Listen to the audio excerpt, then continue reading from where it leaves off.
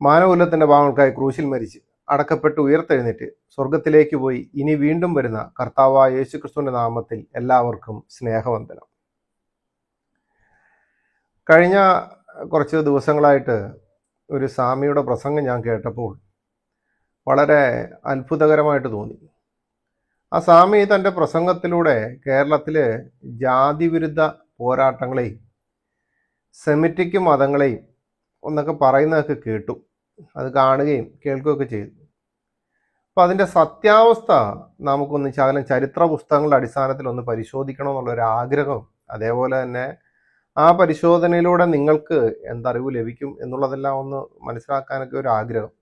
നിങ്ങൾക്ക് അറിവ് ലഭിക്കുന്നത് പോലെ തന്നെ എനിക്കും അറിവ് ലഭിക്കുമല്ലോ. വായിക്കുകയും പഠിക്കുകയൊക്കെ ചെയ്തുകൊണ്ടിരിക്കുന്ന കുറച്ച് ഗ്യാപ്പായിരുന്നു. പിന്നെ 22-ാം തീയതി സാക്ഷിയുടെ പ്രോഗ്രാം, സാക്ഷി അപ്പോളോസ് നെറ്റ്വർക്കിൻ്റെ പ്രോഗ്രാം കുന്നംകുളത്ത് നടക്കുന്നുണ്ട്. അതിലേക്കും നിങ്ങളെല്ലാവരെയും ക്ഷണിക്കുന്നു. ഇപ്പോൾ പറഞ്ഞു വന്ന വിഷയം വേറൊന്നുമില്ല. അദ്ദേഹം പറയുന്ന, അദ്ദേഹത്തിൻ്റെ വീഡിയോയിൽ പറയുന്ന കാര്യം, ഈ രാഷ്ട്രീയമായ കാര്യങ്ങൾ കൊണ്ട് ഇവിടുത്തെ സംസ്കൃതിയെ നശിപ്പിക്കാൻ ആഗ്രഹിച്ച എല്ലാ പ്രത്യയശാസ്ത്രങ്ങളും, അത് സെമിറ്റിക് മതങ്ങൾ, ക്രിസ്ത്യാനിറ്റി, ഇസ്ലാം, കമ്മ്യൂണിസം, ഇതൊക്കെ മതങ്ങളാണ്. അപ്പോൾ ഈ 3 സെമിറ്റിക് മതങ്ങളും ജാതിയാണ്. പിന്നെ ഈ സംസ്കൃതി ജാതീയമായിട്ടുള്ള ഉച്ചനീചത്വങ്ങളാണെന്നൊക്കെ പറഞ്ഞുകൊണ്ട് പുള്ളി നല്ല തള്ളു തള്ളുന്നുണ്ട്. എന്നൊക്കെ ആ തള്ളു നിങ്ങളൊന്ന് കേട്ടു നോക്കുക. അതിന് ശേഷം നമുക്കൊന്ന് ശകലം ചരിത്രത്തിലേക്കൊക്കെ ഒന്ന് പോകാം.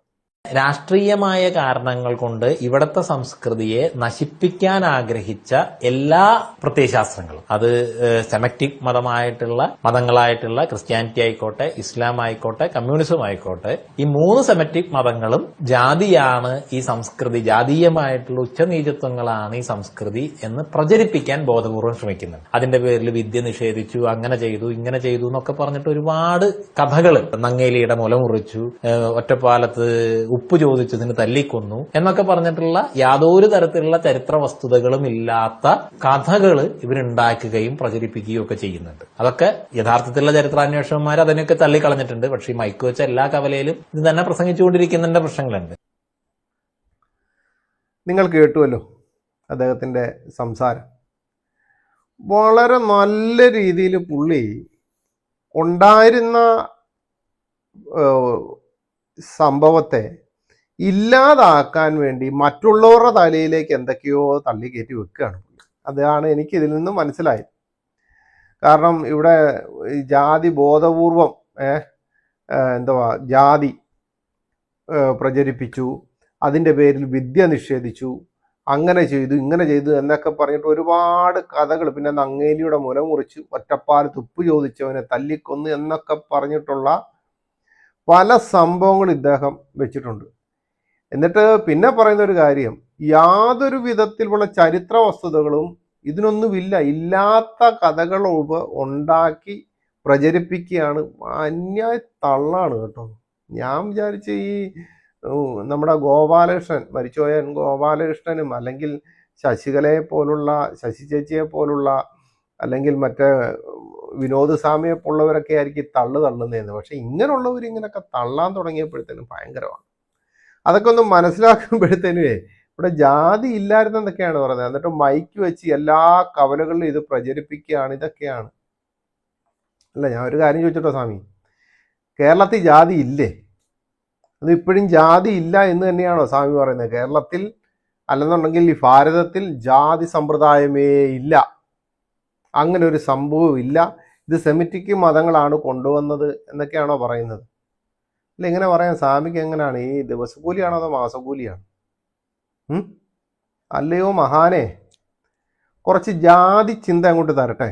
ശ്രദ്ധിച്ച് കേട്ടോണം. നിങ്ങൾ പറയുന്നുണ്ടല്ലോ ഈ സെമിറ്റിക് മതങ്ങളാണ്. അപ്പോൾ സെമിറ്റിക് മതങ്ങൾ കൊണ്ടുവന്ന ജാതിയിലാണ് നിങ്ങളുടെ വാദം അനുസരിച്ച് ഇന്നത്തെ ഹിന്ദു തലമുറ ജീവിച്ചു പോകുന്നത്. ശരിയല്ലേ? എന്താ നിങ്ങളുടെയൊക്കെ പരിപാടി? ഈ ചാതുർവർണ്ണയത്തെ ജാതി വ്യവസ്ഥയായി പറഞ്ഞിരിക്കുന്നത് മനുസ്മൃതി തുടങ്ങുന്നത് തന്നെ സ്വയംഭൂവായ സൃഷ്ടാവ് 4 ജാതിയിൽപ്പെട്ട മനുഷ്യരെ സൃഷ്ടിച്ചതിൻ്റെ വിവരിച്ചുകൊണ്ടാണ്. ലോകങ്ങളുടെ ഐശ്വര്യത്തിനായി അവൻ ബ്രാഹ്മണനെയും ക്ഷത്രിയനെയും വൈശ്യനെയും ശൂദ്രനെയും അവൻ്റെ വായിൽ നിന്നും കയ്യിൽ നിന്നും തുടയിൽ നിന്നും കാലുകളിൽ നിന്നും സൃഷ്ടിച്ചു എന്നൊക്കെ പറഞ്ഞു വരുമ്പോഴത്തേനും ഒന്ന് ആലോചിച്ച് നോക്കിയേ. സെമിറ്റിക് മതമായ, ബാക്കി ഇസ്ലാമൊക്കെ പോട്ടെ, ഇസ്ലാമൊന്നും നമ്മുടെ മുമ്പിലൊന്നും ഒന്നുമല്ല, വെറും കീടങ്ങൾ. അപ്പോൾ ഈ കമ്മ്യൂണിസവും നമുക്ക് പിന്നെ രാഷ്ട്രീയം ഇല്ലാത്തതുകൊണ്ട് അതും ഒരു പ്രശ്നമല്ല. അല്ല, ഈ സെമിറ്റിക് മതം പറഞ്ഞിട്ട് ക്രിസ്ത്യാനിറ്റിയെ പറ്റി പറഞ്ഞുകൊണ്ടാണ് ചോദിച്ചത്. ഇപ്പം ക്രിസ്ത്യാനിറ്റിയാണ് മനുസ്മൃതി നിങ്ങൾക്ക് തന്നത്. അപ്പം അതിൻ്റെ അകത്ത് ഇങ്ങനെയാണ് ഞങ്ങൾ എഴുതി വെച്ചത് അല്ലേ, ശൂദ്രനെയും വൈശ്യനെയും ബ്രാഹ്മണനെയും ക്ഷത്രിയനെയും ഒക്കെ ഞങ്ങളാണ് സംഭാവന തന്നത്. സ്വാമിയുടെ വാദമാണേ. തുടർന്ന് മനു 4 ജാതികളുടെ കർമ്മങ്ങൾ വ്യക്തമാക്കുന്നുണ്ട് മനുസ്മൃതിയിൽ തന്നെ. ലോകങ്ങളുടെ സംരക്ഷണത്തിനായി അവൻ്റെ വായിൽ നിന്നും കയ്യിൽ നിന്നും തുടയിൽ നിന്നും കാലുകളിൽ നിന്നും വന്നവർക്കായി വ്യത്യസ്ത കർമ്മങ്ങൾ വിധിച്ചു. അപ്പം ആദ്യത്തെ സൃഷ്ടി കഴിഞ്ഞു, 4 ജാതിയുള്ളേ. അത് കഴിഞ്ഞ് ഓരോ സ്ഥലത്തുനിന്നും വന്നവർക്ക് കർമ്മങ്ങൾ വിധിച്ചു. അടുത്തത്, തുടർന്ന് ബ്രാഹ്മണ ക്ഷത്രിയ വൈശ്യ ശൂദ്രാദികൾക്ക് വിധിച്ചിരിക്കുന്ന കർമ്മങ്ങൾ ഭഗവത്ഗീതയിൽ പറയുന്ന അതേ കർമ്മങ്ങൾ തന്നെ ഗീതയിലും മനുസ്മൃതിയിലും ഒരേ ചാതുർവർണ്ണത്തെ പറ്റി തന്നെയാണ് പറയുന്നത്. അത് ഇവിടെ എടുത്തു പറയേണ്ടത്, ശൂദ്രനെ പറ്റി പറയുമ്പോൾ മനുവിൻ്റെ ശത്രുതാ മനോഭാവമാണ് മനു പറയുന്നത്. ശൂദ്രനെ പറ്റി പറയുമ്പം മനുവിൻ്റെ ശത്രുതാ മനോഭാവം ഒന്ന് ശരിക്കും നോക്കണം. ശൂദ്രന് വേണ്ടി ഒരൊറ്റ ജോലി അവൻ വിധിച്ചുള്ളൂ, അടക്കത്തോട് കൂടി മറ്റു 3 ജാതികളെ സേവിക്കുക, അച്ചടക്കത്തോടുകൂടി സേവിക്കുക എന്നുള്ളതാണ്. മറ്റു ജാതികളുടെ കർമ്മങ്ങളെ വിവരിക്കുന്നതിൽ നിന്ന് വ്യത്യസ്തമായി ശൂദ്രൻ അടക്കത്തോടു കൂടി പ്രതിഷേധമില്ലാതെ മറ്റു ജാതികളെ സേവിക്കണമെന്ന് പറയുമ്പോൾ, ശൂദ്രന്മാരെന്നത് ആധുനിക വ്യാഖ്യാന തൊഴിലാളികൾ പറയുന്ന പോലെ IAS ഓഫീസറോ ഉദ്യോഗസ്ഥരോ അല്ലെന്നോ അടിമകളാണെന്നും വ്യക്തമാക്കുന്നുണ്ട്. മാത്രമല്ല ഗീത തന്നെ ശൂദ്രന്മാരെ മൂഢന്മാർ എന്നാണ് വിളിക്കുന്നത്. അവർ തമോ ഗുണ ആധിക്യമുള്ളവരും ഹീനയോനികളിൽ പിറക്കേണ്ടവരും ആണ് എന്നാണ് ഗീത പറയുന്നത്. ഇനി ഇത് കേൾക്കുമ്പോഴത്തേക്കും കുറെ വ്യാഖ്യാന തൊഴിലാളികൾ ശൂദ്രൻ എന്നാൽ ഉദ്യോഗസ്ഥരും തൊഴിലാളികളും ഒക്കെ ആണെന്ന്, അത് ഏത് സമൂഹത്തിലുള്ളതാണെന്ന്, അവിടെ വലിയവനോ ചെറിയവനോ ഇല്ലെന്ന് പറയുമ്പോൾ സൗകര്യപൂർവം മറച്ചു വെക്കുന്ന ഒന്നുണ്ട്. ഈ വർണ്ണവിഭജനം ഗുണത്തിന്റെ അടിസ്ഥാനത്തിലാണെന്നും ശൂദ്രൻ തമോ ഗുണമുള്ളവൻ ആണെന്നും അവൻ മൂഢനാണെന്നും ഗീത പറയുമ്പോൾ, അങ്ങനെ തമോ ഗുണം ഉള്ളവരും മൂഢന്മാരും ആണോ ഉദ്യോഗസ്ഥരും തൊഴിലാളികളും? നമ്മുടെ ഒരു ചോദ്യമാണ്. കാരണം ഇവർ മൂഢനാണെന്നും തമോ ഗുണമുള്ളവരെന്നൊക്കെ പറയുമ്പോഴത്തേന് ഇവർ പറയുന്ന ഉദ്യോഗസ്ഥരും തൊഴിലാളികളും എല്ലാം ഈ ഗണത്തിൽപ്പെടും. ഇവിടെ ശൂദ്രൻ എന്നത് ജാതിയാണെന്നും അവൻ ജാതി ശ്രേണിയിൽ ഏറ്റവും താഴെയാണെന്നും വ്യക്തമാണ്. ഇത് ശാസ്ത്രം വ്യക്തമായി തന്നെ പറയുന്നുണ്ട്. കാരണം ഈ വിരാട് പുരുഷന്റെ ശരീരത്തിന്റെ വിവിധ ഭാഗങ്ങളിൽ നിന്നും വന്നവർ ആണെന്നൊക്കെ ഉള്ളൊരു ഇതുണ്ടെന്ന്, ആണെന്നും അല്ലെന്നും എല്ലാവരും തുല്യരാണെന്നും മുഖം പോലെ തന്നെ പ്രാധാന്യമാണ് കാലുകൾക്കെന്നും കാലുകൾ ആണ് ശരീരത്തിനെ താങ്ങി നിർത്തുന്നതെന്നും അതിനാൽ ശൂദ്രൻ എന്നാൽ മോശപ്പെട്ടവനല്ലെന്നും വ്യാഖ്യാന തൊഴിലാളികളെല്ലാം ഇത് പറയും. പക്ഷെ സ്മൃതികാരൻ വളരെ വ്യക്തമായിട്ട് പറയുന്നത് എന്താണെന്നറിയാമോ? അത് ദേ ഇങ്ങനെയാണ് പറഞ്ഞിരിക്കുന്നത്. മനുഷ്യന്റെ നാഭിക്ക് മുകളിൽ ഉള്ള ഭാഗങ്ങൾ താഴെ ഉള്ളതിനേക്കാൾ ശുദ്ധമാണ്.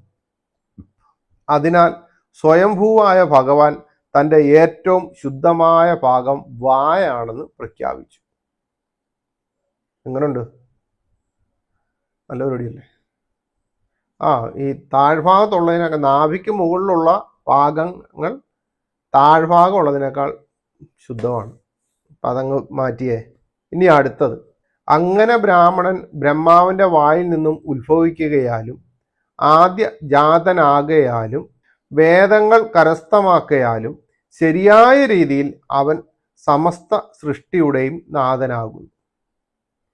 ഇതാണ് ഗീത അനുസരണയോടെ പിന്തുടരാൻ പറയുന്ന ശാസ്ത്രം. ജാതികളുടെ ശുദ്ധി ഒരു ശ്രേണീക്രമത്തിന് മുകളിൽ നിന്ന് താഴോട്ട് നിശ്ചയിക്കുകയും ബ്രാഹ്മണൻ അതിൻ്റെ ഏറ്റവും ഉയരങ്ങളിലും ശൂദ്രൻ അതിൻ്റെ താഴെത്തട്ടിൽ അടക്കത്തോടെ അനുസരണയോടെ മറ്റുള്ളവരെ സേവിക്കുകയും വേണം. ഇനി ഇത് അടിസ്ഥാനത്തിലുള്ള വിഭജനമാണോ ഇല്ലയോ എന്ന കാര്യത്തിലും സംശയം വേണ്ടേ? തുടർന്ന് നമുക്ക് നോക്കാം. ഒരു ബ്രാഹ്മണൻ അവൻ ജനിച്ചു വീഴുന്നത് ഭൂമിയിലെ ഏറ്റവും ഉയർന്നവനായിട്ടാണ്, സർവജീവജാലങ്ങളുടെയും നാഥൻ ആയിട്ടാണ്, ശാസ്ത്രം എന്ന അതുല്യ സമ്പത്തിന്റെ സംരക്ഷകനായിട്ടാണ്. ഒരു ബ്രാഹ്മണൻ ജനിച്ചു വീഴുന്നതിനെ പറ്റിയാണ് ഈ പറഞ്ഞത്. ഇനി അടുത്ത ബ്രാഹ്മണനുള്ള പദവി എന്താണ്?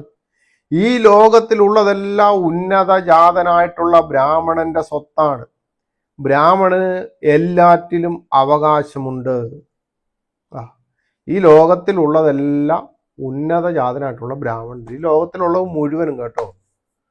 പക്ഷേ ഈ ഇന്ത്യ കഴിഞ്ഞ് അപ്പുറത്തേക്ക് അമേരിക്കയിൽ ഈ ബ്രാഹ്മണൻ ചെന്ന എന്നാണെന്നൊന്നും ചിന്തിക്കുന്ന വളരെ നല്ലതായിരിക്കും. എല്ലാത്തിലും അവകാശമുണ്ട്. ഇതാണ് ഭഗവത്ഗീതയുടെ സാമൂഹ്യ പശ്ചാത്തലം. ജന്മം കൊണ്ടുള്ള ജാതി വിഭജനം നിലനിൽക്കുകയും അതിൻ്റെ അപ്രമാണിത്വം അംഗീകരിക്കപ്പെടുകയും ചെയ്യുന്ന പശ്ചാത്തലത്തിൽ അതേ ശാസ്ത്രങ്ങളെ അംഗീകരിച്ചുകൊണ്ടും അതേ സൈദ്ധാന്തിക പ്രയോഗങ്ങൾ സ്വീകരിച്ചുകൊണ്ടും ചാതുർവർണ്ണ എന്ന പൊതുബോധധാരണയെ ഉയർത്തിപ്പിടിച്ചുകൊണ്ടുമാണ് ഗീത സംസാരിക്കുന്നത്. ഇപ്പം ഇത് ഞാൻ പറയാനുള്ള കാരണം അദ്ദേഹം അതിൻ്റെ അകത്ത് പറയുന്നുണ്ട്, ഈ ജാതിയുടെ ഒരു വിഷയം പറഞ്ഞു. അപ്പം ജാതിയുടെ വിഷയം ആയതേ ഉള്ളൂ. പിന്നീട് ഇനിയും നമുക്ക് ദൈവം അനുവദിച്ചാൽ അടുത്ത എപ്പിസോഡുകളിൽ വിദ്യാഭ്യാസത്തിൻ്റെ കാര്യത്തെ പറ്റിയും പിന്നെ ആ ഉപ്പിൻ്റെ വിഷയമൊക്കെ ഉണ്ടല്ലോ, അതൊക്കെ നമുക്ക് ചർച്ച ചെയ്യാം. ദൈവം അനുവദിച്ചാൽ ഉടനെ ഉണ്ടാകും. അപ്പം ഈ വർണ്ണവിഭജനം ജന്മാടിസ്ഥാനത്തിൽ നിയമിക്കപ്പെട്ടിരുന്ന സാമൂഹ്യ പശ്ചാത്തലത്തിൽ അപ്രമാദിത്വം കൽപ്പിക്കപ്പെട്ടിരിക്കുന്ന ശാസ്ത്രങ്ങൾ അതിനെ പിന്താങ്ങുന്ന പശ്ചാത്തലത്തിൽ ജാതി വ്യവസ്ഥയിൽ നിന്നും വിഭിന്നമായ ഒരു കാര്യത്തെ സൂചിപ്പിക്കാൻ ജാതി വ്യവസ്ഥയുടെ അതേ ടെർമിനോളജി ഉപയോഗിച്ച് അതേ ശാസ്ത്രങ്ങൾ ശരിയാണെന്ന് പറഞ്ഞുകൊണ്ട് അതേ കർമ്മവിഭജനം ചൂണ്ടിക്കാണിച്ചുകൊണ്ട് ആരെങ്കിലും മുതിരുവോ? ഏറ്റവും കുറഞ്ഞ പക്ഷം ശാസ്ത്രവും സ്മൃതികളും തെറ്റാണെന്നും അതിൽ പറയുന്ന ചാതുർവർണ്ണ്യം തെറ്റാണ് എന്നെങ്കിലും ഗീത പറയേണ്ടതല്ലേ? ഇത് ചെയ്യുന്നില്ല എന്ന് മാത്രമല്ല, 1-ാം അധ്യായത്തിൽ അർജുനനെ കൊണ്ട് സ്ത്രീകൾ നശിക്കുന്നതിനെ പറ്റിയും വർണ്ണസങ്കരം സംഭവിക്കുന്നതിനെ പറ്റിയും കുലക്ഷയം സംഭവിക്കുന്നതിനെ പറ്റിയും കുലധർമ്മം നശിപ്പിക്കുന്നതിനെ പറ്റിയും പറയിപ്പിക്കുന്നു. അതായത് വർണ്ണസങ്കരം എന്നാൽ ജാതിസങ്കരം തന്നെ എന്ന് പറയിപ്പിക്കുന്നു. അതിനുശേഷം ഗീത ഒരിക്കൽ പോലും വർണ്ണം എന്നാൽ ജാതിയല്ല എന്ന് എടുത്തു പറയുന്നില്ല. അർജുനൻ അങ്ങനെ ധരിച്ചു വച്ചിരിക്കുന്നതിനാലും 1-ാം അധ്യായം ഗീതയുടെ പൂർവപക്ഷം ആയതിനാലും അതിനെ ഖണ്ഡിക്കേണ്ടതുണ്ട്. എന്നാൽ ഗീത അതിന് മുതിരുന്നില്ല, മറിച്ച് അതിനെ സാധൂകരിക്കുകയാണ് ചെയ്യുന്നത്. 3-ാം അധ്യായത്തിൽ വർണ്ണസങ്കരത്തെപ്പറ്റി ചോദിച്ച് വ്യാകുലനായിരിക്കുന്ന അർജുനനോട് കൃഷ്ണൻ പറയുന്നത് താൻ കർമ്മം ചെയ്യുന്നില്ലെങ്കിൽ ലോകം നശിക്കുമെന്നും സങ്കരത്തിൻ്റെ കർത്താവായി തീരുമെന്നുമാണ്. ഇവിടെ കൃഷ്ണൻ വർണ്ണം എന്നത് ജാതിയാണെന്ന അർജുനന്റെ ധാരണയെ തിരുത്തുന്നില്ല. എന്ന് മാത്രമല്ല, അർജുനൻ ഭയക്കുന്നത് പോലെയുള്ള വർണ്ണസങ്കരം ഉണ്ടാകുന്നത് കർമ്മം ചെയ്യാതിരിക്കുമ്പോൾ ആണെന്നും പറയുന്നു. കർമ്മത്തിൻ്റെ പ്രശസ്തിയെ ചൂണ്ടിക്കാണിക്കുകയാണല്ലോ ഇവിടുത്തെ ലക്ഷ്യം എന്ന് പറയുന്നത്. അപ്പം ഈ ജാതി എന്ന് പറയുന്നത് സ്വാമിക്ക് തെറ്റിപ്പോയി. ജാതി എന്ന് പറയുന്നത് നമ്മൾ ശരിക്കും ഒന്ന് ശ്രദ്ധിച്ചു നോക്കിക്കഴിഞ്ഞാൽ കാണാൻ പറ്റുന്നത് മനുസ്മൃതിയിലും ഗീതയിലും അർജുനനും കൃഷ്ണനുമായിട്ടുള്ള സംഭാഷണത്തിലും എന്ന് വേണ്ട എല്ലാ മേഖലയിലും ഉണ്ട്. പിന്നെ അത് അവിടെ നിൽക്കട്ടെ. ഇനി സ്വാമി അത് വിശ്വസിക്കുന്ന ആളാണോ ഇല്ലയോ എന്ന് എനിക്കറിയത്തില്ല. മറ്റേ വിനോദ സ്വാമിയെ പോലെ മനുസ്മൃതി എടുത്ത് ഒഴിവാക്കി കളഞ്ഞ ടീമാണോന്നും എനിക്കറിയില്ല.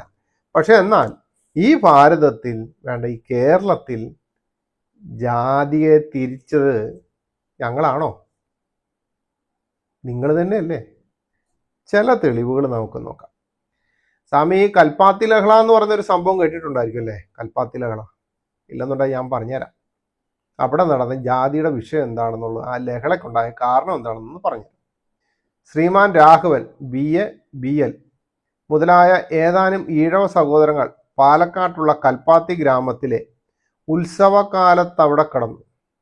തേരിൻ്റെ കയറിൽ തൊട്ടെന്നും ഇല്ലെന്നും ഉള്ള സംശയത്തിന്മേൽ അവരെ ആ ഗ്രാമവാസികളായ പട്ടന്മാർ കൂടി തല്ലിയിരിക്കുന്നു. മാപ്പിള ലഹളക്കാലത്ത് സ്ത്രീകളുടെ മാനഭംഗം വരുത്തിയ അവസരത്തിൽ ഈ ഗേഹശൂരത വെളിപ്പെടുത്താനാവാത്തതെന്താണാവോ? ഞാൻ പറഞ്ഞതല്ല കേട്ടോ, പി ഭാസ്കരനുണ്ടി എഴുതിയിരിക്കുന്ന കേരളം 20-ാം നൂറ്റാണ്ടിൻ്റെ ആരംഭത്തിൽ പേജ് 263 ഉള്ള സംഭവമാണിത്. അല്ലെ, ഈ ജാതിയും കാര്യങ്ങളും ഒക്കെ ഇല്ലായിരുന്നുണ്ടെങ്കിൽ ഉത്സവത്തിലെ തേരിൻ്റെ കയറെ തൊട്ടൊന്നും ഇല്ലെന്നുള്ള സംശയത്തിന്മേൽ പട്ടന്മാരെന്തിനാ അവിടെ അടിച്ചത്? തീർന്നില്ല, ഇനി തേരിൽ തൊട്ടതിന് ലഹള നടന്നിട്ടുണ്ടെന്നേ. തേരിൽ തൊട്ടതിനും ലഹള നടത്തിയിട്ടുണ്ട്. ഭാസ്കരനുണ്ടി എഴുതിയിരിക്കുന്ന കേരള 20-ാം നൂറ്റാണ്ടിൻ്റെ ആരംഭത്തിൽ എന്ന് പറയുന്ന പുസ്തകത്തിന്റെ പേജ് 263 എഴുതി വെച്ചിട്ടുണ്ട്. മകരം 2-ാം തീയതി ഭൂതപ്പാണ്ടി ക്ഷേത്രത്തിൽ തേരോട്ടത്തിന് കീഴ്പ്പതിവിന് വിപരീതമായി 100 ഈഴവർ ചെന്നു തെരുവീതികളിൽ പ്രവേശിച്ചു. തേരിന്റെ വടം തൊട്ട് വലിക്കാൻ ഒരുമ്പെടുകയും തേർവടം പിടിക്കാൻ ആ താലൂക്കിന്റെ പല ഭാഗത്തു നിന്നും ചെന്നു ചേർന്നിട്ടുണ്ടായിരുന്ന വെള്ളാളന്മാർ തുടങ്ങിയവരും ആദ്യം പറയപ്പെട്ടവരും തമ്മിൽ വലിയ ലഹള നടന്നതായും ലഹളയെ ശമിപ്പിക്കാൻ കോട്ടാറ്റിൽ നിന്ന് വിശേഷാൽ പോലീസ് സൈന്യത്തെയും പട്ടാളക്കാരെയും വരുത്തേണ്ടി വന്നതായും അറിയുന്നു. അപ്പം ഈ ജാതിയൊക്കെ ഇല്ല എന്നൊക്കെയാണ് പറയുന്നുണ്ടെങ്കിൽ, അല്ലെങ്കിൽ ജാതിയുടെ ഇതിനെ മറ്റൊരു രീതിയിലാണ് ഈ വന്നിരിക്കുന്ന സെമിറ്റിക് മതക്കാർ ഈ ജാതിയുടെ വിഷയമൊക്കെയാണെന്ന് ഉണ്ടാക്കിയെന്നുണ്ടെങ്കിൽ, ഇത് ഈ സംഭവം നടക്കുന്നതൊക്കെ ഈ 20-ാം നൂറ്റാണ്ടിൽ നടന്ന സംഭവമാണ് സ്വാമി. അപ്പൊ ജാതി തിരിച്ച് ഉണ്ടാക്കി വെച്ചത് ആരാ? ഇനി അടുത്തത് ജാതിയുടെ വഴക്ക്, ജാതി വഴക്ക്, കേരള കൗമുദി കേട്ടോണം.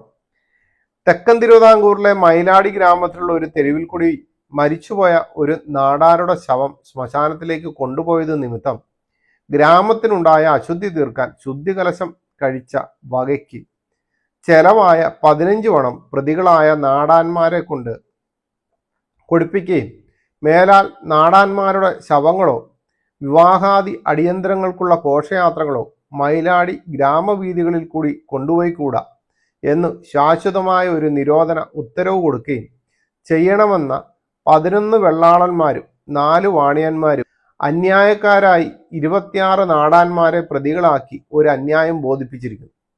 കീഴ്ക്കോടതി വിധി അസ്ഥിരപ്പെടുത്തി നാടാന്മാരുടെ കോടതി ചെലവ് കൊടുക്കാൻ വിധി കൽപ്പിക്കുകയും ചെയ്തിരിക്കുന്നു. തർക്കപ്പെട്ട ഗ്രാമവീഥിയുടെ ഒരു വശത്ത് നാടാന്മാരും കമ്മാളന്മാരും മറുവശത്ത് വെള്ളാളന്മാരും പാർത്തു വന്നിരുന്നു. നാടാന്മാർക്ക് ഘോഷയാത്ര പോകാൻ മയിലാടി ഗ്രാമക്കാർ മലവിസർജനം ചെയ്യുന്ന ഒരു കാട്ടുവഴി ഉണ്ടെന്ന് അപ്പീൽ ജഡ്ജിയെ സ്ഥലത്ത് കൊണ്ടുപോയി വെള്ളാളന്മാരും വാണിയന്മാരും ഒരു കൂസൽ കൂടാതെ കാട്ടിക്കൊടുത്തു. അത് മനുഷ്യർക്ക് ഉപയോഗിക്കാൻ കൊള്ളുന്നതല്ലെന്ന് അപ്പീൽ ജഡ്ജിമെന്റിൽ വിശദമായി വിവരിച്ചിട്ടുണ്ട്. മുൻസിൽപ്പോ ഹിന്ദുവും ജഡ്ജി ക്രിസ്ത്യാനി ആയതുകൊണ്ടാണ് കേസ് ഈ വിധം അവസാനിച്ചതെന്ന് സംഗതി ഏതാണ്ട് നമ്മുടെ ബുദ്ധിക്കും എത്തിപ്പെടുന്ന കാര്യമാണ്. വാണിയന്മാർ 6-7 വർഷങ്ങൾക്ക് മുമ്പാണ് ശൃംഗേരിയിലെ ശങ്കരാചാര്യർ സ്വാമിയോട് പൂണൂൽ വാങ്ങിച്ചു ജാതിയിൽ ഉയർന്നത്. നാടാർ വലങ്കൈ കൊണ്ട് ഉയർന്ന ജാതിയാണെന്ന് കൊല്ലം 1-ാം ആണ്ട് ചിങ്ങമാസം 5-ാം തീയതി എഴുതിയ ഗ്രന്ഥവരി ശ്രീപത്മനാഭസ്വാമി ക്ഷേത്രത്തിൽ ഇപ്പോഴും ഇരിപ്പുണ്ട്. ആലപ്പുഴ ഈഴവർക്ക് ഘോഷയാത്ര പോകാനും പാടില്ലാത്ത പബ്ലിക് റോഡുകളും ഉണ്ടെന്നറിയാമല്ലോ. പി ഭാസ്കരനുണ്ണി 20-ാം നൂറ്റാണ്ടിൻ്റെ ആരംഭത്തിൽ പേജ് 263, 264. ഇത് മിതവാദി എന്ന് പറയുന്നൊരു പുസ്തകമുണ്ട് കേട്ടോ, അതിൻ്റെ അകത്തുള്ള സംഭവം. പിന്നെ ഒരു കാര്യം, ഇന്നത്തെ വീഡിയോ ശകലം നീണ്ടുപോകുമെന്ന് തോന്നുന്നു. വേറൊന്നുമില്ല, റെഫറൻസുകൾ നിങ്ങൾക്ക് വേണ്ടുവോളം തരികയാണ്. ഇത് ഈ വന്ന കാലത്ത് പല സനാതനികളും കിടന്നുകൊണ്ട് പറയുന്നുണ്ട് ഇവിടെ ജാതിയില്ല, മതമില്ല, ഞങ്ങളെല്ലാവരും ഒന്നാണെന്നൊക്കെ പറയുന്നുണ്ട്. അപ്പം ഇവരുടെ ആൾക്കാർ തന്നെ എഴുതി പുറത്തേക്ക് വിട്ടിരിക്കുന്ന പുസ്തകത്തിൽ നിന്നാണ് നമ്മളിത് കൊണ്ടുവരുന്നത്. ആദ്യമേ ഞങ്ങൾക്ക് നേരെ ഈ കമൻറ്റ് ബോക്സിൽ വന്നിട്ട് എനിക്ക് അനിൽകുമാർ അയ്യപ്പൻ ബ്രദറിനും അല്ലെങ്കിൽ ജെറി തോമസിനും അല്ലെങ്കിൽ സാക്ഷിയുടെ പ്രവർത്തകർക്ക് ഇങ്ങനെ നിങ്ങൾ ഞങ്ങളെ തെറി പറയുന്നതിനേക്കാൾ നല്ലത് നിങ്ങൾ ആദ്യമേ ചെന്നിട്ട് ഈ പുസ്തകശാലകളിൽ ഇത് എഴുതി വെക്കുന്നത് വായിക്കാനും പഠിക്കാനും മറ്റുള്ളവരോട് പറയാനും വേണ്ടിയല്ലേ. ആ പുസ്തകങ്ങൾ മൊത്തം മേടിച്ച് മറ്റുള്ള ജിഹാദികൾ ചെയ്യുന്ന കണക്കാൻ കത്തിച്ച് കാണും, അല്ലെങ്കിൽ അവർക്കെതിരെ എന്തെങ്കിലും ചെയ്യും.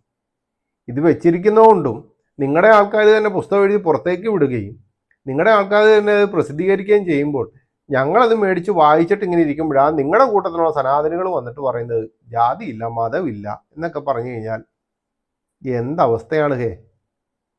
ഇനി തീണ്ടൽ, തീണ്ടൽ അറിയാലോ, തീണ്ടാപ്പാട് ദൂരം എന്നൊക്കെ പറഞ്ഞിട്ടുള്ളൊരു സംഭവമുണ്ട്.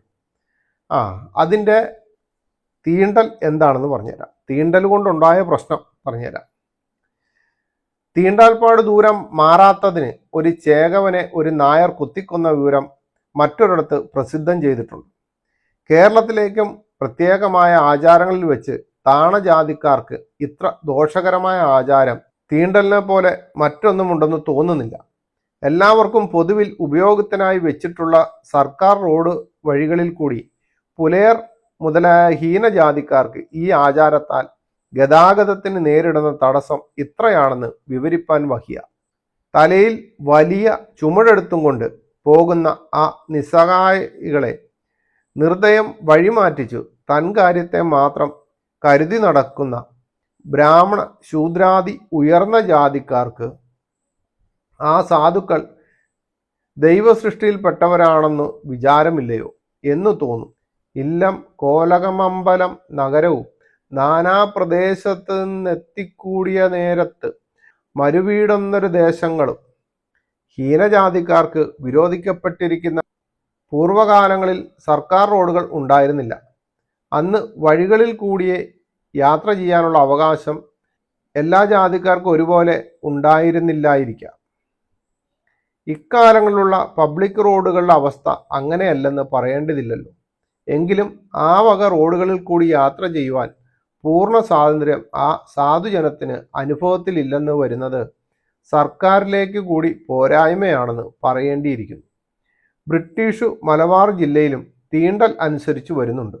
എന്നാൽ അവിടെ പബ്ലിക് റോഡുകളിൽ നിന്ന് ഹീനജാതിക്കാരെ മാറ്റുന്നത് ദുർബലമായേ ഉള്ളൂ. മിസ്റ്റർ AC ടെറ്റ് മുതലായ ചില സിവിലിയന്മാർ പബ്ലിക് റോഡുകളിൽ മേൽ വെച്ച് ഒച്ചയാട്ടുന്നതുകൂടി നിർത്തൽ ചെയ്യാൻ ശ്രമിക്കുന്നുണ്ടായിട്ടുണ്ട്. ഒരുവൻ തനിക്ക് യാത്ര ചെയ്യുവാൻ അവകാശമുള്ള വഴിയിൽ കൂടി പോകുന്നതിനെ ഒരു നിമിഷമെങ്കിലും തടസ്സം ചെയ്യുന്നത് ശിക്ഷാ നിയമപ്രകാരം കുറ്റകരമാണെന്നാണ് തോന്നുന്നത്. കേരളാചാരപ്രകാരം ഉയർന്ന ജാതിക്കാരനെ തീണ്ടുന്നത് ഹീനജാതിക്കാരൻ്റെ മേലും കുറ്റമാണെന്ന് വാദിച്ചേക്കാമെങ്കിലും സ്ഥലഭേദം കൊണ്ട് ഈ കാര്യത്തിൽ കുറ്റക്കാരൻ ഉയർന്ന ജാതിക്കാരനാകാനേ തരമുള്ളൂ. ഒരുവന് മറ്റൊരുവനെ തീണ്ടാതെ പോകണമെങ്കിൽ ആദ്യം പറഞ്ഞവൻ മാറിപ്പോകുന്നതല്ലാതെ രണ്ടാമത്തവനെ മാറ്റുന്നത് ശരിയായിട്ടുള്ളതല്ല. ഈ വക അവസ്ഥകളെല്ലാം വിസ്മരിച്ച് തിരുവിതാംകൂർ, കൊച്ചി എന്നീ സംസ്ഥാനങ്ങളിൽ ഉയർന്ന ജാതിക്കാർ മറ്റവരെ ബുദ്ധിമുട്ടിക്കുന്നതിനെ നിർത്തൽ ചെയ്യുവാൻ തക്ക ശ്രദ്ധ ഈ കാര്യത്തിൽ സർക്കാർ അധികാരസ്ഥന്മാർക്കുണ്ടായാൽ അത് 20-ാം നൂറ്റാണ്ടിലെ പരിഷ്കൃതാവസ്ഥയ്ക്ക് എത്രയും അനുരൂപമായി തീരുന്നതാകുന്നു. റെഫറൻസുകൾ വായിച്ചു വരുമ്പോഴത്തേനും വലിയ റെഫറൻസുകളാണ്. ശ്രദ്ധയോടെ നിങ്ങൾ കേൾക്കുക. കാരണം ഈ ഭാരതത്തിൽ ജാതി ഇല്ല എന്ന് ഇവർ പറയുമ്പോൾ ജാതി കൊണ്ട് ഇവർക്കുണ്ടായ പ്രശ്നങ്ങൾ, കാരണം ഒരുവന് മറ്റൊരുവനെ തീണ്ടാതെ പോകണമെങ്കിൽ ആദ്യം പറഞ്ഞവൻ മാറിപ്പോകുന്നതല്ലാതെ രണ്ടാമത്തന്നെ മാറ്റുന്നത് ശരിയല്ല എന്ന് വേണ്ട. ഇവിടെ പല പ്രശ്നങ്ങളാണ് ഉണ്ടായിട്ടുള്ളത്. പല പ്രശ്നങ്ങൾ. ഒരുത്തർ പോകുന്നതിന് മലമൂത്ര വിസർജനം നടത്തുന്ന വഴി കാണിച്ചു കൊടുക്കും. ഇതൊക്കെ ഒന്ന് ആലോചിച്ച് നോക്കി. ഇതെല്ലാം ഈ കേരളക്കരയിൽ ഉണ്ടാകി ആദ്യകാല ചരിത്രകാരന്മാർ എഴുതി വെക്കുക എല്ലാം ചെയ്തിട്ടുള്ള സംഭവത്തെ ഈ 25-ാം ആണ്ടിൽ വന്നിരുന്നുകൊണ്ട് പറയുകയാണ്, അല്ലെങ്കിൽ 26-ാം ആണ്ടിൽ വന്നിരുന്നുകൊണ്ട് പറയുകയാണ് ഇങ്ങനെയൊന്നും ഇല്ലായിരുന്നു. ഇനി കുളിക്കേസുണ്ട്.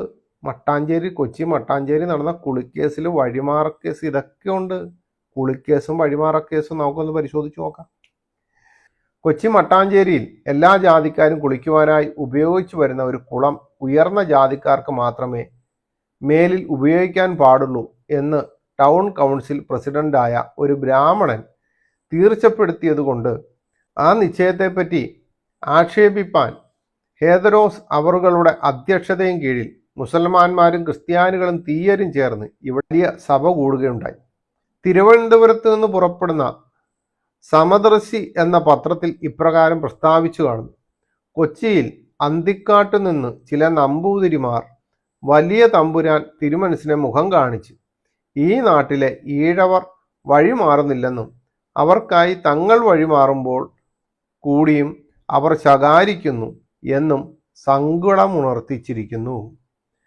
വഴിമാറാൻ പറഞ്ഞതുകൊണ്ട് 2 തീയ യുവാക്കൾ തന്നെ അടികൂടുകയും പിടിച്ചു വെക്കുകയും ചെയ്തു എന്നൊരു കേസ് ഒരു നായർ ചാവക്കാട്ട് മജിസ്ട്രേറ്റ് കോടതിയിൽ കൊടുത്തിട്ടുള്ളത് ഈ നവംബർ 10-ാം തീയതി വിചാരണയ്ക്ക് വച്ചിരിക്കുന്നു.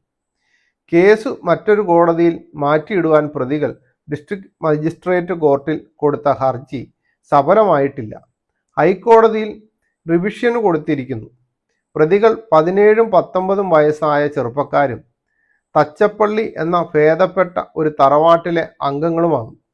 ആ പ്രദേശക്കാരായ ഏകദേശം 8 വയസ്സായ ഒരു ചെറുബാലൻ വഴിമാറി നിൽക്കാത്തതുകൊണ്ട് അടിച്ചു എന്ന ഒരു കേസ് ചാവക്കാട്ട് മജിസ്ട്രേറ്റ് വിചാരണ ചെയ്യാതെ നീക്കിയതായും അറിയുന്നു.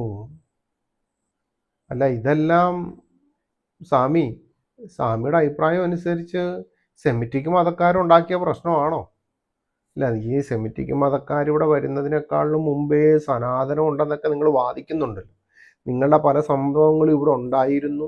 നിങ്ങളുടെ വിദ്യാഭ്യാസം ഇവിടെ ഉണ്ടായിരുന്നു. ഭയങ്കര വിദ്യാഭ്യാസമായിരുന്നു. ഓരോരുത്തർക്കും ഓരോ ഇത് തിരിച്ചുള്ള വിദ്യാഭ്യാസം, ഭക്ഷണം, പാർപ്പിടം എന്ന് വേണ്ട സകല സംഭവങ്ങളും ഉണ്ടായിരുന്നല്ലോ. പിന്നെ ഉപ്പിൻ്റെ വിഷയമല്ല, അത് നമുക്ക് എടുക്കാം, കുഴപ്പമില്ല. അതിപ്പോൾ ഇങ്ങനെ പലതും ഇവിടെ ഉണ്ടായിരുന്നു. പക്ഷേ ഇപ്പോഴത്തെ കാലഘട്ടത്തിൽ നിങ്ങൾക്ക് ഇതൊക്കെ നാണക്കേടായിട്ട് തോന്നിയപ്പോൾ നിങ്ങളെപ്പോലുള്ള കുറേ ആൾക്കാരെ കുത്തിയിരുത്തിക്കൊണ്ട് ഈ ചരിത്രത്തെ ഇങ്ങനെ തള്ളി മാറ്റിക്കൊണ്ടിരിക്കുകയാണ്.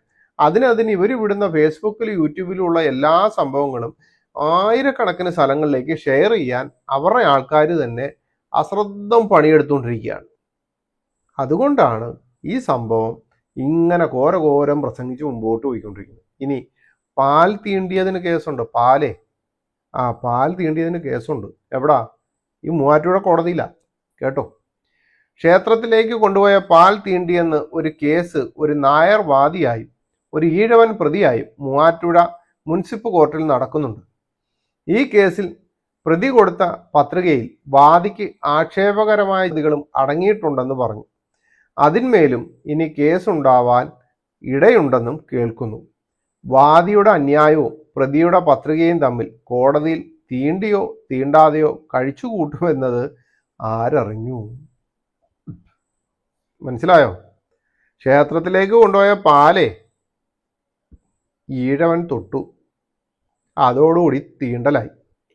ഇനി അതാണ് ഇതിൻ്റെ അകത്ത് അവർ ചോദിച്ചിരിക്കുന്ന സംഭവം. ഇതാണ്, വാദിയുടെയും പ്രതിയുടെയും പത്രികയുണ്ടല്ലോ, അത് കോടതിയിൽ മേശപ്പുറത്തിരിക്കുമ്പോഴത്തേനും രണ്ടുപേരും ഒപ്പിട്ടതായിരിക്കുമല്ലോ. അന്ന് ഒപ്പോ ചിലപ്പം ഇതായിരിക്കും, മഷിയോ ചിലപ്പോൾ തമ്പിൻ്റെ ഇതായിരിക്കും. ഇത് തമ്മിൽ അവിടെ ഇരുന്നുണ്ട്. ഈ പേപ്പർ തമ്മിൽ ചിലപ്പോൾ ഇനി തീണ്ടാവുമോന്ന്, അല്ലെങ്കിൽ പേപ്പർ തമ്മിൽ നമുക്ക് തീണ്ടലൊന്നും ഇല്ലടാ, നമ്മൾ ഒരുമിച്ച് കൂടുമോന്ന്, അതും സംശയമാണ്. ഇത് ഞാൻ പറഞ്ഞതല്ല. കേരളം 20-ാം നൂറ്റാണ്ടിൻ്റെ ആരംഭത്തിൽ എന്ന് പറയുന്ന പുസ്തകം ഉണ്ടല്ലോ, ആ പുസ്തകത്തിൽ എഴുതിയിരിക്കുന്നതാണ്. കാശ് കൊടുത്ത് പുസ്തകം മേടിച്ച് വായിക്കും പിള്ളേരെ, അപ്പോൾ കാര്യം മനസ്സിലാകും.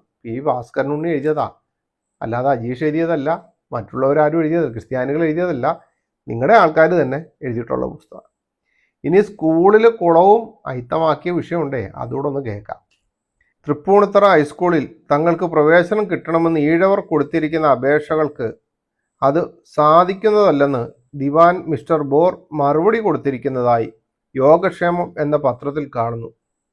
കൊച്ചി സീമയിൽ അന്തിക്കാട് പ്രധാന പബ്ലിക് കുളം അശുദ്ധമാക്കി എന്ന സംഗതിക്ക് ചില വില്ലേജ് ഉദ്യോഗസ്ഥന്മാർ ഒരു ഹെഡ് കോൺസ്റ്റബിളും കൂടി ഒരു തീയനെ തടഞ്ഞു നിർത്തി ബലമായി പണം വാങ്ങി എന്ന സംഗതിക്ക് കൊച്ചി ദിവാൻജിക്ക് ഒരു ഹർജി അയച്ചിരിക്കുന്നു.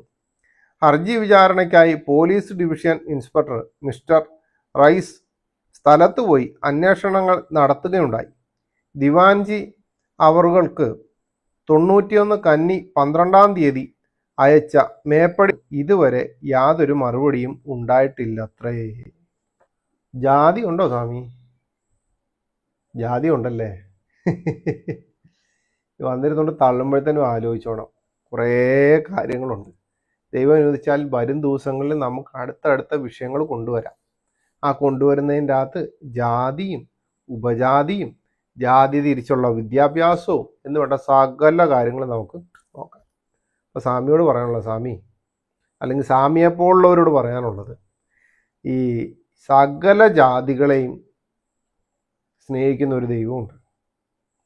ആ ദൈവത്തെ പറ്റി പറയാനാണ് ഞങ്ങൾക്ക് ഏറ്റവും വലിയ ആഗ്രഹം. ഞങ്ങൾ അതിൻ്റെ കാര്യത്തെപ്പറ്റി ഞങ്ങൾ പരസ്യവും നടത്തുമ്പോൾ ചില ആൾക്കാരൊക്കെ പറയും പരസ്യവും കൊണ്ട് ഗുണമൊന്നുമില്ലാതെ. പക്ഷേ പരസ്യവും കൊണ്ട് ഒത്തിരി ഗുണങ്ങളുണ്ട്. ഒത്തിരി ഗുണങ്ങളെന്ന് വെച്ചാൽ പരസ്യവും കേട്ടുകൊണ്ട് വിശ്വാസത്തിലേക്ക് വന്നിരിക്കുന്ന അനേകരെ എനിക്കറിയാം.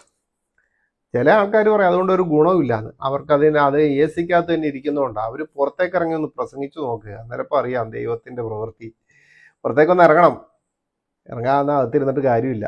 അവരിപ്പോൾ പറഞ്ഞു വന്നതിൻ്റെ വിഷയം സകല ജാതികളെയും മക്കളാക്കി തീർക്കുന്ന ഒരു ദൈവത്തെ പറ്റി ഞങ്ങൾക്കറിയാം. ഞങ്ങളത് അനുഭവിച്ചുകൊണ്ടിരിക്കുകയാണ്. ആ അനുഭവിച്ചിരിക്കുന്ന ജീവനുള്ള ദൈവത്തെ പറ്റിയാണ് ഞങ്ങൾ നിങ്ങളോട് സന്ദേശം അറിയിക്കുന്നത്. പക്ഷെ നിങ്ങളത് മറ്റൊരു തലത്തിലേക്ക് മാറ്റിക്കൊണ്ട് ശശികല ചേച്ചിയെ പോലുള്ളവരെല്ലാം എന്തോ വലിയ വൈരാഗ്യം പോലെ ഭയങ്കര ആക്കുന്നതിൻ്റെ കാരണം സകല ജാതികളെയും സ്നേഹിക്കുന്ന കർത്താവായ യേശു ക്രിസ്തുവിൽ വിശ്വസിച്ചിരുന്ന ആൾക്കാർ ഈ ഭാരതത്തിൽ വരികയും മിഷണറിമാർ ചെയ്ത സംഭാവനകളെ ഇന്നും ആർക്കും തുടച്ചു മാറ്റാൻ പറ്റാത്തത്തോളം കാലം ശക്തമായി തന്നെ മുമ്പോട്ട് കൊണ്ടുവന്നുകൊണ്ടു. അതിൽ കണ്ണുകടിയുള്ള നിങ്ങൾക്ക് ഇത് ഭയങ്കര പ്രശ്നമാണെന്ന് ഞങ്ങൾക്കറിയാം. പക്ഷെ ഞങ്ങൾക്കൊരു ബുദ്ധിമുട്ടുമില്ല. അതുകൊണ്ട് എന്നെ കേട്ടവരോട് പറയാണ്, നമ്മളിപ്പോൾ ജാതിയുടെ വിഷയം പഠിച്ചല്ലോ. ദൈവം അനുവദിച്ച അടുത്ത എപ്പിസോഡിൽ ജാതി തിരിച്ച് എങ്ങനെയാണ് ഇവർ വിദ്യാഭ്യാസത്തിൻ്റെ മുകളിൽ പല പ്രശ്നങ്ങളുണ്ടാക്കിയത്, അല്ലെങ്കിൽ വിദ്യാഭ്യാസം കൊടുക്കാതിരുന്നതിനെ പറ്റി നമുക്ക് കൂടുതലായിട്ട് മനസ്സിലാക്കാം. അതുകൊണ്ട് എന്നെ കേട്ട എല്ലാവരോടും പറയുകയാണ്, ഇവർ ഈ പറയുന്ന കണക്കൊന്നും അല്ലായിരുന്നു ഭാരതത്തിൽ. ഇവർ ഈ പറയുന്ന ഒന്നുമല്ല സനാതനധർമ്മം എന്ന് പറയുന്നത്. സനാതനധർമ്മത്തെ തിരിച്ചു കൊണ്ടുവരാനാണ് ഇവർ താല്പര്യപ്പെടുന്നുണ്ടെങ്കിൽ സനാതനധർമ്മത്തിൽ ഒരുപാട് കാര്യങ്ങൾ ഇവർ ചെയ്യേണ്ടി വരും. എന്നെ കേട്ടവരോട് പറയുകയാണ്, ജീവനുള്ള ദൈവമായ ക്രിസ്തുവിലേക്ക് ഞങ്ങൾ നിങ്ങളെ ക്ഷണിക്കുകയാണ്. പരിശുദ്ധനായ ദൈവത്തെ നിങ്ങൾക്ക് ആരാധിക്കാൻ, സർവശക്തനായ ദൈവത്തെ ആരാധിക്കാൻ വളരെ ഒരു സന്തോഷമാണ് നിങ്ങൾക്കുള്ളത്. ഞങ്ങൾക്ക് വളരെ സന്തോഷമാണ്. ആ സന്തോഷത്തിലേക്കാണ് നിങ്ങളെ ക്ഷണിക്കുന്നത്. ക്രിസ്തുവിനെ അറിഞ്ഞു വരണം കേട്ടോ. മറ്റുള്ളവരെ കണ്ടുകൊണ്ട് വന്നു കഴിഞ്ഞാൽ അവർക്ക് പനി പിടിക്കുമ്പോൾ ചിലപ്പോൾ നിങ്ങൾക്ക് ബുദ്ധിമുട്ടാണ്. ക്രിസ്തുവിനെ സ്നേഹിച്ചുകൊണ്ട് ക്രിസ്തുവിനെ അറിഞ്ഞു വേണം വരാൻ. കാരണം മനുഷ്യരുടെ പാപങ്ങൾക്കായിട്ട് യേശു ക്രിസ്തു ക്രൂശിൽ മരിച്ചു, അടക്കപ്പെട്ടു, ഉയർത്തെഴുന്നേറ്റ് ഇന്നും ജീവിച്ചിരിക്കുന്നു എന്നുള്ളത് സത്യമായ കാര്യമാണ്. യേശു ക്രിസ്തു വേഷത്തിൽ മനുഷ്യനായി വന്നു എന്നുള്ളത് സത്യമായ കാര്യമാണ്. പാപികൾക്ക് വേണ്ടിയാണ് ക്രൂശിൽ മരിച്ചത് എന്നുള്ളത് സത്യമായ കാര്യമാണ്. അടക്കപ്പെട്ടു എന്നുള്ളത് സത്യമായ കാര്യമാണ്. ഉയർത്തെഴുന്നേറ്റു എന്നുള്ളത് സത്യമായ കാര്യമാണ്. ഇന്നും സ്വർഗത്തിൽ അവൻ ഉണ്ട് എന്നുള്ളതും സത്യമാണ്. ആ സ്വർഗീയ ദൈവത്തിലേക്ക്, ആ സ്വർഗീയ പദവിയിലേക്ക് നിങ്ങളെല്ലാവരെയും ക്ഷണിച്ചുകൊണ്ട് എൻ്റെ വാക്കുകളെ നിർത്തുന്നു. നമുക്ക് അടുത്ത എപ്പിസോഡിൽ വീണ്ടും കാണാം. ദൈവം എല്ലാവരെയും ധാരാളമായി സഹായിക്കും.